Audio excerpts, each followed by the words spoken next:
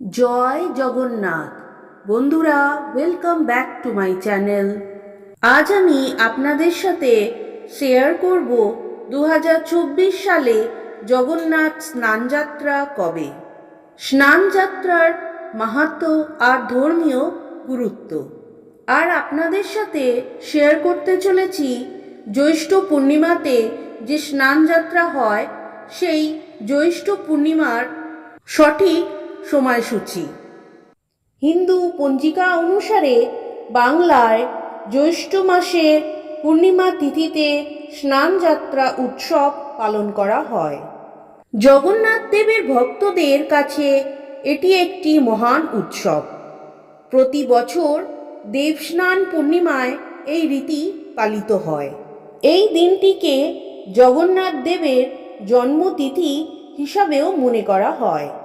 এই দিন পুরীতে স্নানযাত্রা উপলক্ষে জগন্নাথ দেব, বলভদ্র, সুভদ্রা, সুদর্শন চক্র ও দলমোহন বিগ্রহকে জগন্নাথ মন্দির থেকে স্নান বেদিতে বের করে আনা হয়।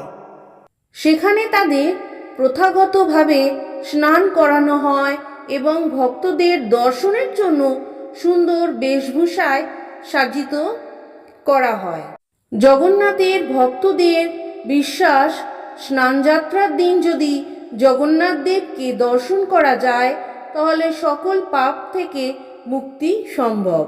এই জন্য অসংখ্য ভক্ত স্নানযাত্রা উপলক্ষে পুরীর মন্দিরে দর্শনে যান।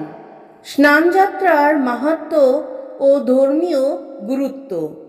শ্রী শ্রী জগন্নাথ দেবের ভক্তদের বিশ্বাস, সেই দিন যদি তারা পুরীর জগন্নাথ দেবের মন্দিরের দেবতাকে দর্শন করতে যান তবে তাদের সকল পাপ থেকে মুক্ত হতে পারবেন। এই জন্য অসংখ্য ভক্ত জগন্নাথের স্নানযাত্রা উপলক্ষে পুরীর মন্দিরে দর্শনে যান। স্কন্দ পুরাণে বলা হয়েছে, পুরীর মন্দিরের বিগ্রহ প্রতিষ্ঠান পরেই প্রথমবার রাজা ইন্দ্রদ্যুম্ন এই অনুষ্ঠান আয়োজন করেছিলেন। সেই ক্ষেত্রে পুরীতে জগন্নাথ দেবের স্নানযাত্রা মূল কেন্দ্র। শুধু পুরীই নয়, দেশের অন্য প্রান্তেও জগন্নাথ দেবের স্নানযাত্রা পালিত হয়। এই বছরে স্নানযাত্রা উৎসব পালিত হতে চলেছে 22শে জুন 2024 শনিবার। বাংলা পঞ্জিকা অনুসারে 7ই আষাঢ় 1431। পূর্ণিমা তিথি শুরু হবে 21শে জুন 2024 শুক্রবার সকাল 6:51 পর থেকে। পূর্ণিমা তিথি সমাপ্ত হবে 22শে জুন 2024 শনিবার সকাল 6:34। জ্যৈষ্ঠ মাসের পূর্ণিমা তিথিতে স্বয়ম্ভু মনুর যজ্ঞ প্রভাবে প্রভু শ্রী জগন্নাথ আবির্ভূত হয়েছিলেন। তাই এই তিথিকে জগন্নাথ দেবের জন্মদিন হিসাবে পালন করার নির্দেশ দেন স্বয়ং মনুই। সেই জন্মদিন উপলক্ষে এই বিশেষ স্নান উৎসব পালিত হয়ে আসছে। জ্যৈষ্ঠ মাসের পূর্ণিমা তিথিতে জগন্নাথ, বলরাম ও সুভদ্রার 108টি কলস ভর্তি সুশীতল জলে মহাস্নান হয়ে থাকে। কথিত আছে, সমস্ত দেবদেবীরা যাতে জগন্নাথ দেবের এই স্নানযাত্রা ভালোভাবে দেখতে পারে সেই উদ্দেশ্যে মহারাজ ইন্দ্রদ্যুম্ন স্নান যাত্রাকালে স্নান বেদির চারিদিকে রত্নশোভিত চাঁদোয়াল ও আবরণ বস্ত্র দিয়ে চারিদিক সাজিয়ে দিতেন। পরবর্তীকালে স্নানবেদী জীর্ণ হয়ে পড়লে তা নতুন করে নির্মাণ করেন শ্রী অগ্নভীম দেব। স্নানযাত্রার দিন চন্দন, আতর সহ বিভিন্ন সুগন্ধি দিয়ে পবিত্র জল এনে রাখা হয় স্নান বেদিতে।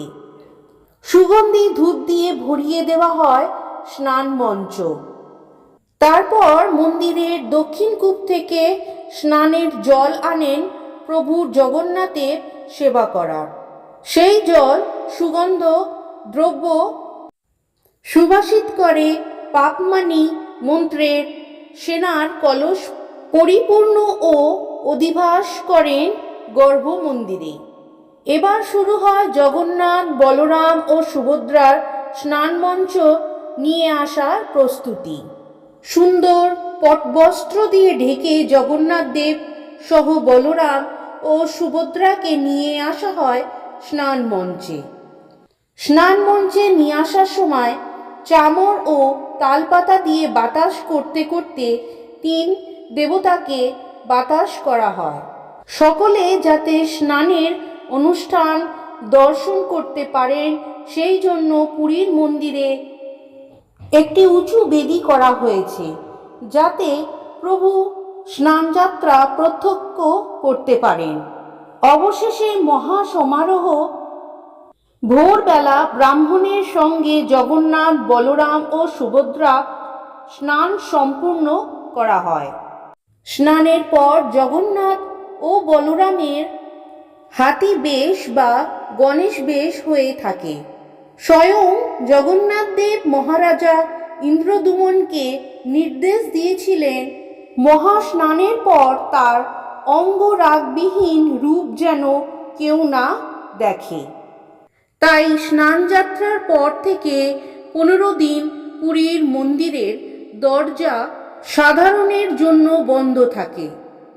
আজকের ভিডিওটি এখানেই শেষ করলাম। জয় জগন্নাথ, জয় বলরাম, জয় সুভদ্রা মহারানী।